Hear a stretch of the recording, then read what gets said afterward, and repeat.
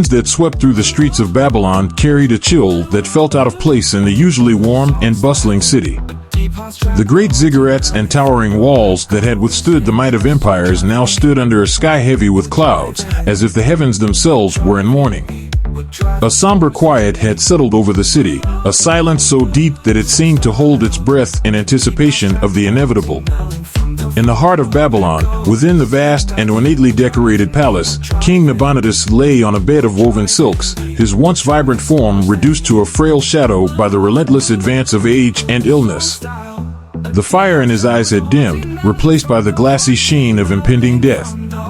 The palace was filled with the scent of incense, a futile attempt to mask the unmistakable odor of decay that clung to the dying king. Nabonidus, the king who had defied Cyrus the Great and defended Babylon from the might of the Persian Empire, now faced an enemy that no sword could defeat. He had fought valiantly against the forces that sought to conquer his city, had withstood the pressures of war and politics, but in the end, it was time that had brought him to his knees. The king's breath came in shallow, rasping gasps, each one a struggle against the darkness that threatened to engulf him. Beside him, Belshazzar knelt, her face streaked with tears. The princess, who had always been a pillar of strength, now found herself crumbling under the weight of her father's impending death. Her long, dark hair cascaded around her shoulders, framing a face that was a mirror of both beauty and sorrow. Her eyes, once bright with defiance and determination, were now dull with grief as she watched the life slip away from the man who had raised her, who had protected Babylon with every ounce of his strength. Standing a few paces away, Ira watched the scene with a heavy heart. The man who had once been a simple shepherd, who had been thrust into a world of gods and kings, now found himself facing the reality of mortality in a way he had never imagined. The Blazefrost celestial sword, which had once been a symbol of his power, now seemed to weigh heavier at his side. The cold that had once been his weapon now felt like a chill in his soul as he watched the slow, agonizing decline of the king he had come to respect.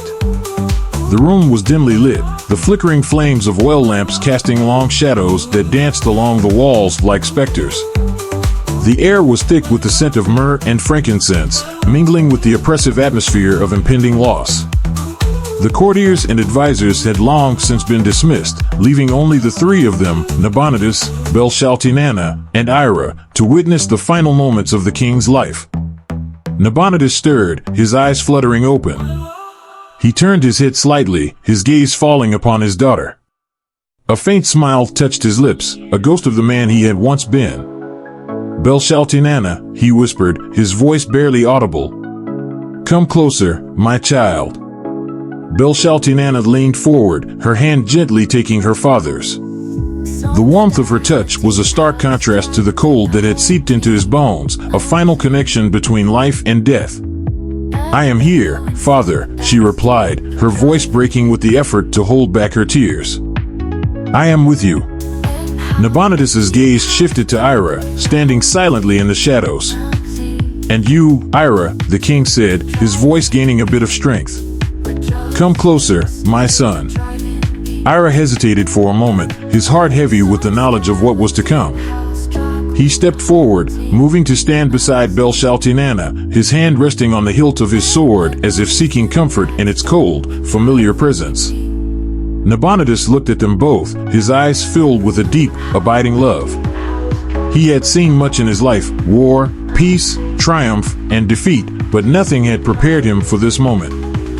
The knowledge that he would leave behind a world that was still so fragile, that he would not be there to guide his daughter or protect his people, weighed heavily on his soul. "My children," Nabonidus began, his voice trembling with emotion. "I have fought many battles, faced many foes, but none as relentless as the passage of time. My body grows weak, and I know that my time in this world is coming to an end." Belshazzar shook her head, her tears falling freely now. "No, father, please, don't speak like this. You are strong, you will recover. We will find a way." But Nabonidus only smiled, a sad, knowing smile that spoke of a man who had seen too much of the world to believe in false hope. "My dear, there are some battles that even kings cannot win. It is the way of life, the way of the world. And now, it is time for me to pass on the crown, to ensure that Babylon remains strong, even after I am gone. He paused, his breath coming in shallow gasps as he gathered the strength to continue. Ira, he said, turning his gaze to the man who had become his trusted ally, you have been a protector of this city, a guardian of its people. You have fought bravely, with honor and courage. And now, I ask you to take on a new role. Ira frowned, uncertain of what Nabonidus meant. My king, he began, his voice low and steady, I have always served Babylon, and I will continue to do so as long as I draw breath. But I am not a king, I am only a man. Nabonidus shook his head weakly, a faint smile still playing on his lips. No, Ira, you are more than that. You are the one who will lead Babylon into the future. I wish for you to take the throne, to become the king that this city needs. Ira's heart skipped a beat, the weight of the words pressing down on him like a physical force. He had never aspired to be a king, had never sought power or glory. His life had been one of duty, of protecting the weak, of wielding the power that had been given to him by forces beyond his understanding. But now, faced with the dying wish of a king, he could not refuse. Father, no, Belshazzar whispered, her voice choked with tears. Ira, he cannot be king. He is not of royal blood. Nabonidus's gaze softened as he looked at his daughter. My dear, royalty is not just about blood, it is about the heart, the spirit. Ira has shown time and again that he has the heart of a king, the spirit of a leader. He has defended Babylon, just as I have, and I trust him to continue to do so. He paused, his eyes flickering with a final surge of determination. But there is one more thing I ask of you both, a wish that I hope you will honor. Belshazzar looked at her father through tear-filled eyes, her heart breaking at the sight of him so frail, so vulnerable. Anything, father. We will do whatever you ask. Nabonidus reached out, taking both Ira's hand and Belshazzar's, his fingers trembling with the effort. I wish for you to come together, in marriage. The words hung in the air, a solemn request that carried the weight of a dying man's final wish. Belshazzar felt her heart clench, a mixture of emotions swirling within her, grief, fear, uncertainty. She had always respected Ira, had admired his strength and courage, but the thought of marriage had never crossed her mind. She had dedicated her life to the gods, to the service of her people, and now, to be asked to share that life with another, it was overwhelming. Ira, too, was taken aback by the request. He had never imagined himself as a husband, let alone a king. His life had been one of solitude, of duty. But now, looking into the eyes of the woman he had come to care for, and seeing the pain in her expression, he felt a stirring of something deeper, something that he had long buried beneath the coldness of his power. Belshazzar, Ira began, his voice hesitant, I do not wish to impose upon you. I know that you have your own path, your own desires. But if it is your father's wish, I will honor it. Belshazzar's tears flowed freely now, her heart torn between duty and her own desires. She looked at her father, who had given so much for his people, and then at Ira, who had become a symbol of hope for Babylon. She knew that her father's wish was not just for her, but for the future of the city, for the stability and protection that Ira could provide. With a trembling hand, she reached out to take Ira's hand in hers, a gesture of acceptance, of trust. Ira, she whispered, her voice thick with emotion, I will honor my father's wish. I will marry you. Nabonidus's eyes filled with tears of relief and satisfaction as he saw the two hands joined together. He had done all that he could, had secured the future of Babylon as best as he knew how. Now, with his daughter and Ira together, he could finally let go, knowing that the city he loved would be in safe hands. Thank you, Nabonidus whispered, his voice barely audible now. You have made an old man very happy. His grip on their hands loosened as his strength began to fade. His breaths became shallower, each one a struggle against the encroaching darkness. But there was no fear in his eyes, no regret, only peace. Ira, Nabonidus said, his voice a mere whisper, take care of my daughter, and of Babylon. They are both in your hands now. Ira nodded, his heart heavy with the responsibility that had been placed upon him. "I swear it, my king," he replied, his voice filled with resolve.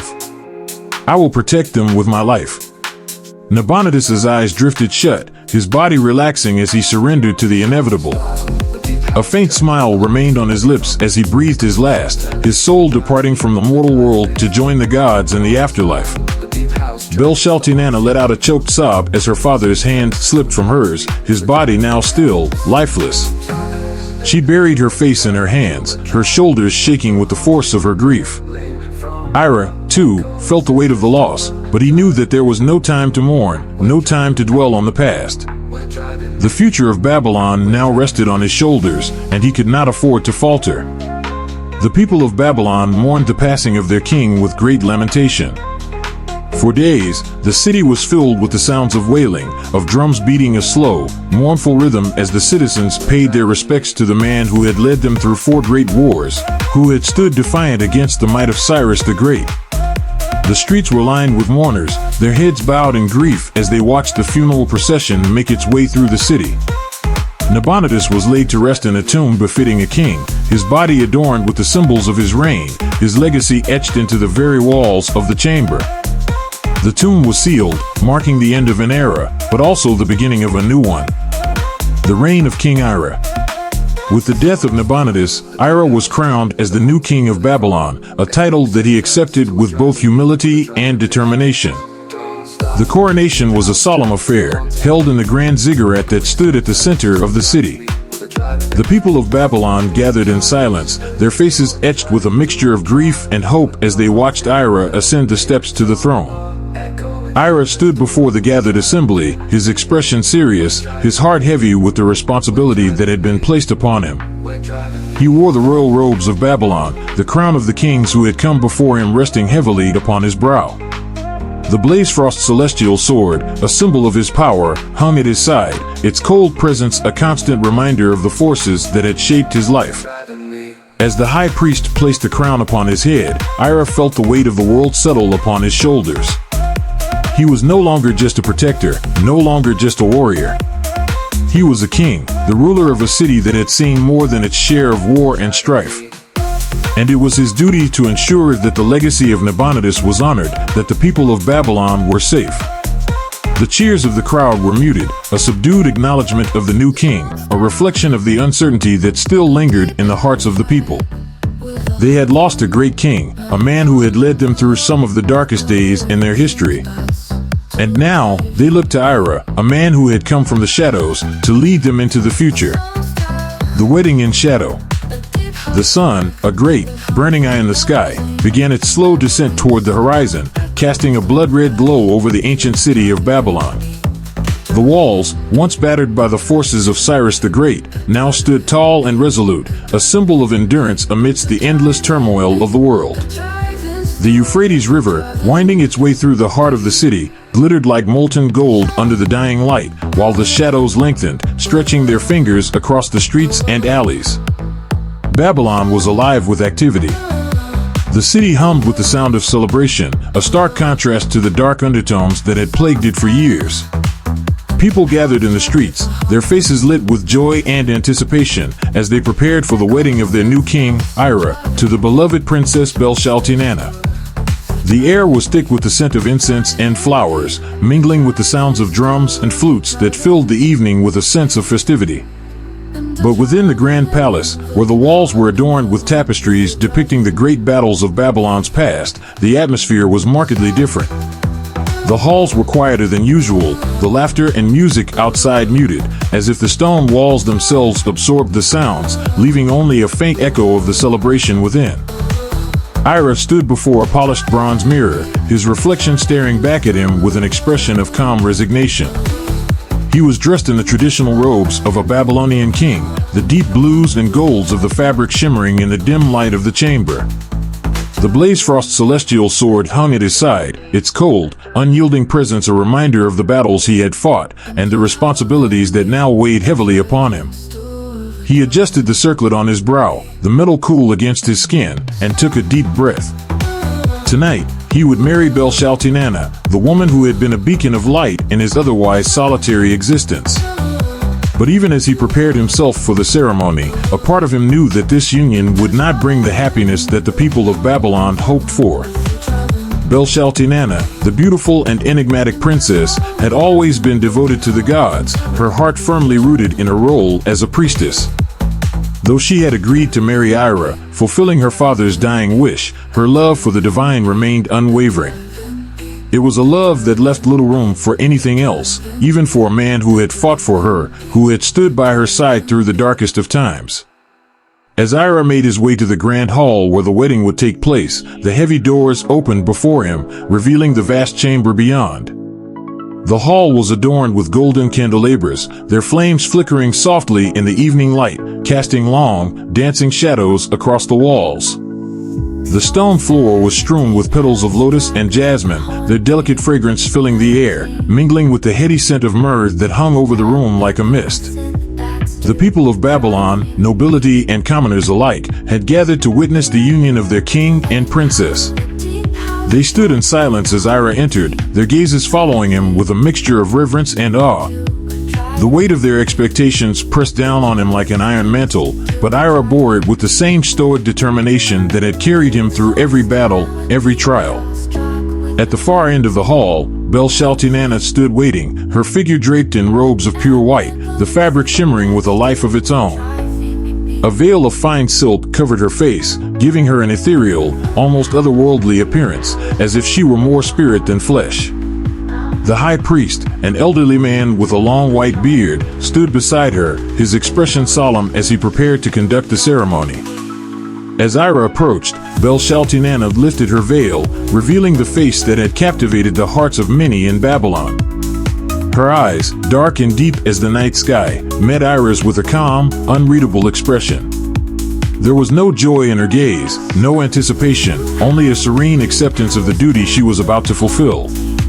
Ira's heart ached as he looked at her, knowing that despite the vows they were about to exchange, the distance between them would remain. She was a woman of the gods, her heart and soul bound to a higher calling, one that he could never truly be a part of. And though he had long accepted this reality, the pain of it was no less sharp. The ceremony began, the high priest's voice echoing through the chamber as he invoked the blessings of the gods. He spoke of unity, of love and devotion, his words heavy with the weight of tradition and expectation. But to Ira, they felt hollow, like echoes of a distant past that no longer held meaning for him. As the priest recited the ancient incantations, Ira glanced at Belshazzar, searching her face for any sign of emotion, any hint of what she might be feeling. But her expression remained calm, composed, her eyes focused on the altar before them, where the sacred flame burned brightly, casting a warm glow over the proceedings. When the time came for them to exchange vows, Ira took Belshazzar's hand in his, the warmth of her skin a stark contrast to the coldness he felt within. He spoke his vows with sincerity, promising to protect her, to stand by her side as long as he lived. But even as he said the words, he knew that they were just that, words. For Belshazzar's heart belonged to the gods, and no vow could change that. When it was Belshazzar's turn, she spoke her vows with the same calm composure, her voice steady and clear. She promised to honor Ira, to fulfill the duties of a wife and queen, but there was no warmth in her words, no passion. It was as if she were reciting a prayer, a duty to be fulfilled, rather than a commitment of the heart. The ceremony concluded with the binding of their hands, a symbolic gesture meant to signify their union. But as the priest wrapped the silk cord around their wrists, Ira could not shake the feeling that this was not a binding of two souls, but rather a binding of duty, of obligation. The people of Babylon erupted in cheers as the ceremony came to an end, their voices rising in a chorus of celebration that echoed through the hall and out into the streets beyond. To them, this was a day of great joy, a moment of triumph, the union of their king and princess, a symbol of hope for the future. But for Ira, the moment was bittersweet. He knew that his marriage to Belshazzar would be a union in name only, a bond forged by duty rather than love. And though he had accepted this long ago, it did not lessen the sting. The return to the temple. After the ceremony, the grand hall was filled with revelry as the people of Babylon celebrated the marriage of their king. The sound of music and laughter echoed through the palace, the atmosphere charged with the excitement of new beginnings. Tables were laden with rich foods and fine wines, and the guests toasted the health of the newlyweds, their glasses raised in honor of the union. But amidst the celebration, Belshazzar remained distant, her expression serene but detached, as if she were merely an observer rather than a participant in the festivities. She exchanged polite words with the guests, her smile never reaching her eyes, and when she spoke to Ira, it was with the same calm composure that she had shown throughout the ceremony. As the night wore on, Ira noticed Belshazzar's gaze drifting toward the large windows that overlooked the temple district of Babylon. The temple, where she had served as a priestess, stood in the distance, its silhouette illuminated by the soft glow of torchlight. It was a place she had always considered her true home, a sanctuary where she could commune with the gods, where she could find solace in her faith. Ira could see the longing in her eyes, the quiet yearning to return to that sacred place. He knew that despite the vows they had exchanged, her heart was not truly with him, but with the God she served. And though he had known this from the beginning, it did not make it any easier to accept. As the night drew to a close, Belshazzar turned to Ira, her voice gentle but firm. "Ira," she said, her gaze meeting his with quiet resolve, "there is something I must do." Ira nodded, already knowing what she was about to say. "You wish to return to the temple?" Belshazzar's expression softened, a trace of sadness flickering in her eyes. "I promised my father that I would marry you, and I have fulfilled that promise. But he did not ask me to live with you, to forsake my duties as a priestess. My heart belongs to the gods, Ira. I cannot stay here."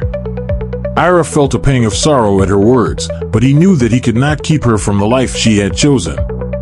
He had always respected her devotion, had admired the strength of her faith, and he knew that to ask her to stay would be to ask her to give up a part of herself.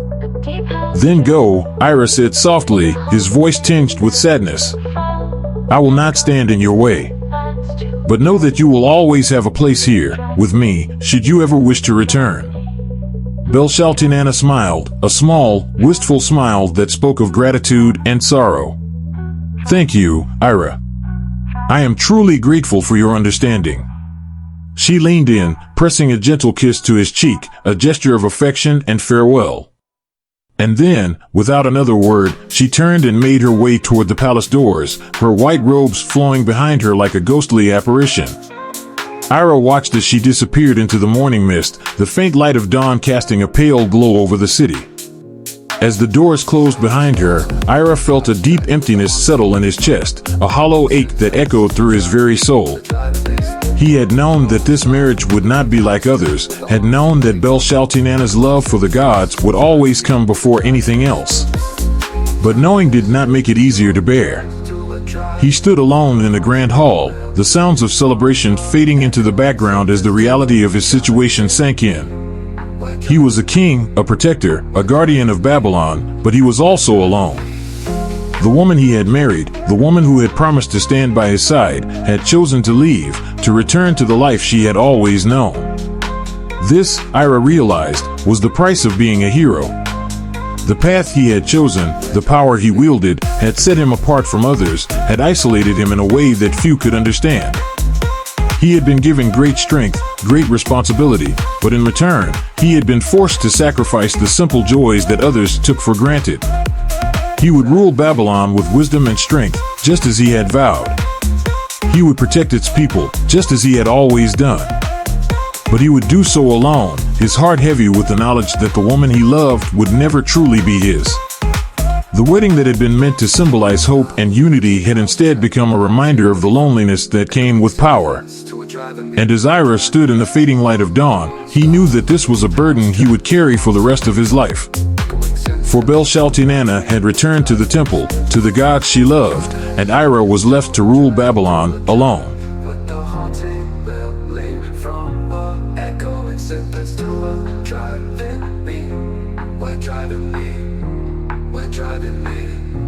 We're driving me.